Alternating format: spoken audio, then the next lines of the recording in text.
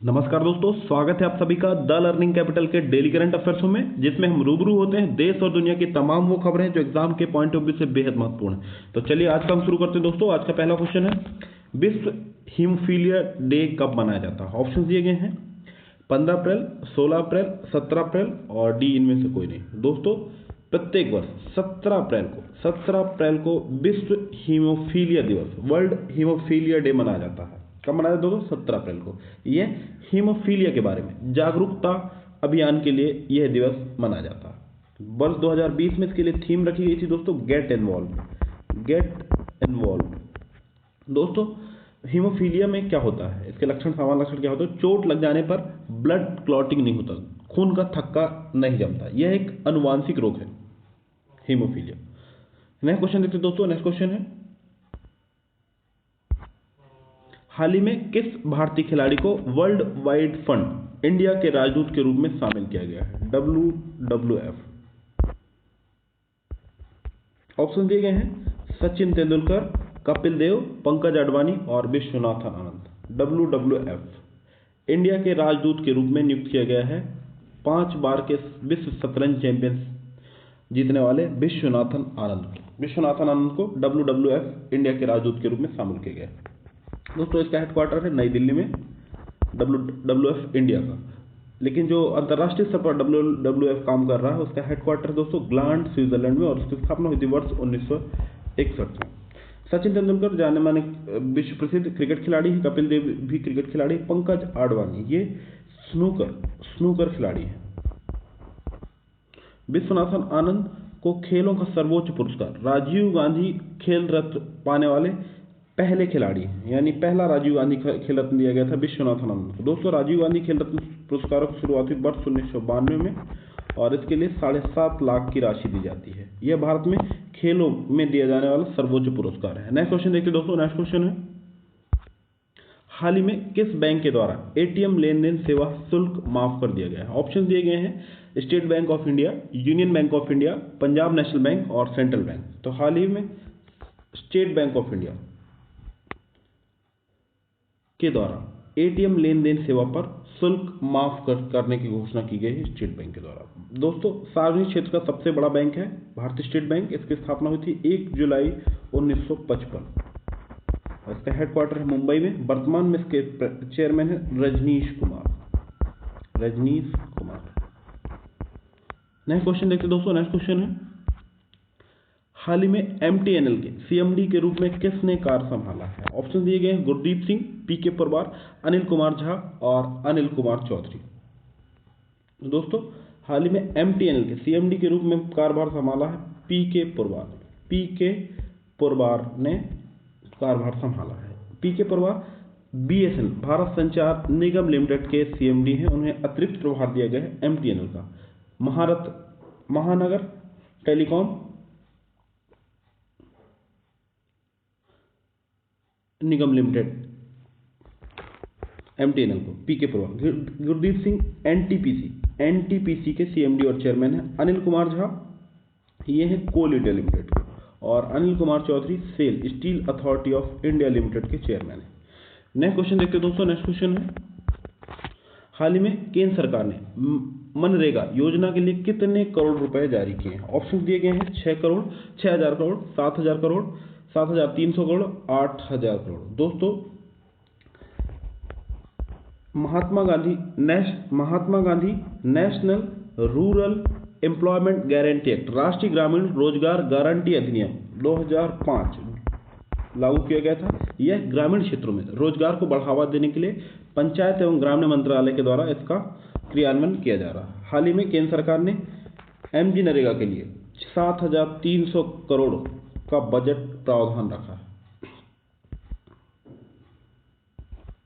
Next question देखते हैं दोस्तों। नेक्स्ट क्वेश्चन में,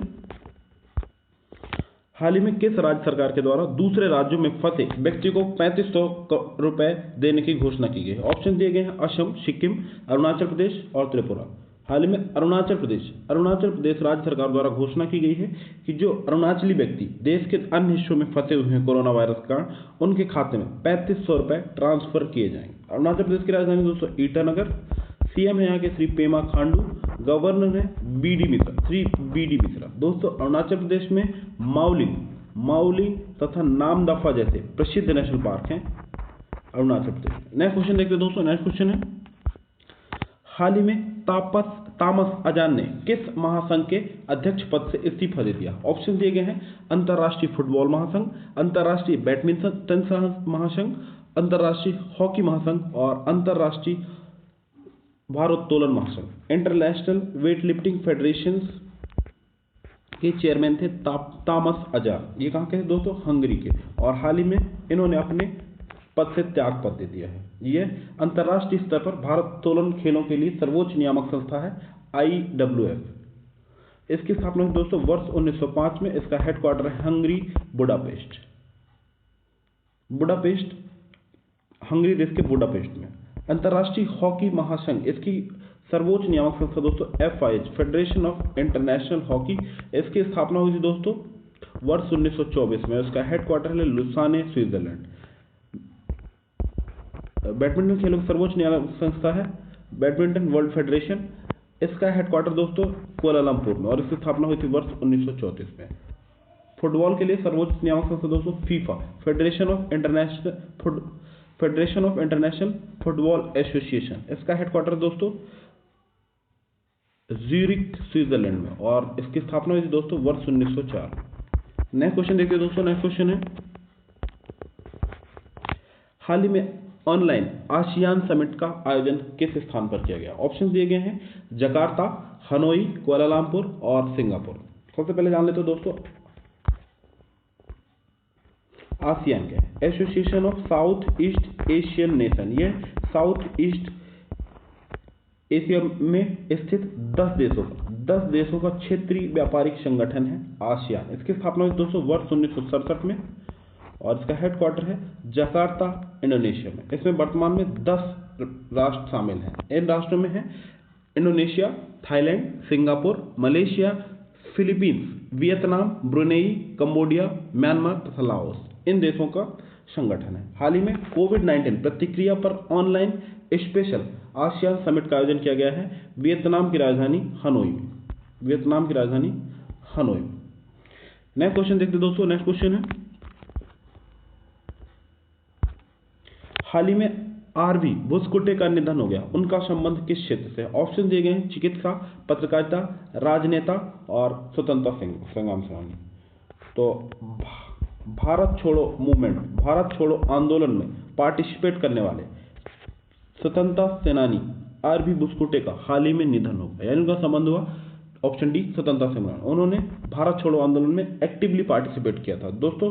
वर्ष 1942 में, अगस्त 1942 में महात्मा गांधी जी के द्वारा भारत छोड़ो आंदोलन की शुरुआत की गई थी। नेक्स्ट क्वेश्चन देखते दोस्तों। नेक्स्ट क्वेश्चन है, 2022 एशियाई पैरा खेलों के लिए शुभंकर घोषित किया गया है। पैरा एशियन गेम्स 2022 जो कि चीन के होंगजो में प्रस्तावित है, उसके लिए ऑफिशियल मस्कट की घोषणा की गई है। ऑप्शन दिए गए हैं फीफी, कांगकांग, लियान और चेनचेन। तो हाल ही में फीफी को 2022 एशियाई पैरा खेलों के लिए ऑफिशियल मस्कट घोषित किया गया, जबकि कांगकांग, लियान और चेनचेन ये जो तीनों रोबोट हैं, इनको जो एशियन गेम्स 2022 में होने वाले हैं। पैरा के लिए फीफी को और जो एशियन गेम्स होंगे 2022 में होंगजो चीन में, उनके लिए ऑफिशियल मस्कट इन तीनों को घोषित किया गया। दोस्तों एशियन गेम्स की शुरुआत हुई वर्ष 1951 में और पहली बार इनका आयोजन किया गया था भारत की राजधानी नई दिल्ली में। इसके बाद भारत में वर्ष 1982 में भी इनका आयोजन किया गया नई दिल्ली में। आखिरी बार जो एशियन गेम्स खेले गए थे जकार्ता पैलमबर्ग में वर्ष 2018 और जो आने वाले एशियन गेम्स हैं वो होने जा रहे हैं होंगजो चीन में। नेक्स्ट क्वेश्चन देखते दोस्तों। नेक्स्ट क्वेश्चन है, हाल ही में किस मंत्रालय के द्वारा सार्क देशों को कोविड-19 कोरोना वायरस डिसीज 2019 पर प्रशिक्षण प्रदान किया जाएगा? ऑप्शंस दिए गए हैं गृह मंत्रालय, स्वास्थ्य मंत्रालय, विदेश मंत्रालय और विज्ञान एवं प्रौद्योगिकी मंत्रालय। दोस्तों सार्क देशों को कोविड-19 पर भारत प्रशिक्षण प्रदान कर रहा है। सार्क है क्या दोस्तों? South Asian association of regional corporation. इसकी स्थापना हुई थी दोस्तों वर्ष 1985 में। यह 8 देशों का, भारत भी इसमें शामिल है, 8 साउथ एशिया के 8 देशों का क्षेत्रीय व्यापारिक संगठन है। और इसमें 8 देश शामिल होते हैं। हेडक्वार्टर है इसका काठमांडू, नेपाल। भारत का विदेश मंत्रालय इन देशों को प्रशिक्षण प्रदान करता है। विदेश मंत्री हैं एस जयशंकर, गृह मंत्री हैं श्री अमित शाह, स्वास्थ्य मंत्री और विज्ञान एवं प्रौद्योगिकी मंत्री हैं डॉक्टर हर्षवर्धन। इसके पहले प्रधानमंत्री मोदी जी के द्वारा वीडियो कॉन्फ्रेंसिंग के माध्यम से सार्क देशों के लिए कोविड-19 पर इमरजेंसी फंड का गठन किया गया था और भारत ने इसमें 10 मिलियन राशि देने की घोषणा भी की। नेक्स्ट क्वेश्चन देखिए दोस्तों। नेक्स्ट क्वेश्चन है, हाल ही में किस संस्थान के द्वारा मैसेंजर पर हेल्थ अलर्ट इंटरैक्टिव सेवा प्रारंभ की गई है? ऑप्शन दिए गए हैं फेसबुक, गूगल, WHO और विश्व बैंक। विश्व स्वास्थ्य संगठन ने कोविड-19 पर सही और सटीक जानकारी पहुंचाने के लिए मैसेंजर पर हेल्थ अलर्ट इंटरैक्टिव सेवा प्रारंभ की है। दोस्तों WHO की स्थापना हुई थी 7 अप्रैल 1948 में। इसका हेडक्वार्टर है जिनेवा, स्विट्जरलैंड। वर्तमान में इसके प्रेसिडेंट हैं टेड्रोस एधेनॉम। दोस्तों अंतर्राष्ट्रीय स्तर पर स्वास्थ्य के लिए कार्य करने वाली सर्वोच्च संस्था है WHO, विश्व स्वास्थ्य संगठन। दोस्तों आप डेली करंट अफेयर की PDF नीचे लिंक पे जाकर डाउनलोड कर सकते हैं। आज का वीडियो कैसा लगा कमेंट बॉक्स पर जाकर अपने अमूल्य सुझाव देना ना भूलें। यदि आपने अभी तक चैनल को सब्सक्राइब नहीं किया तो चैनल को शीघ्र ही सब्सक्राइब कर लें तथा आने वाले समस्त वीडियो से अपडेट रहने के लिए बेल आइकन को दबाएं। धन्यवाद।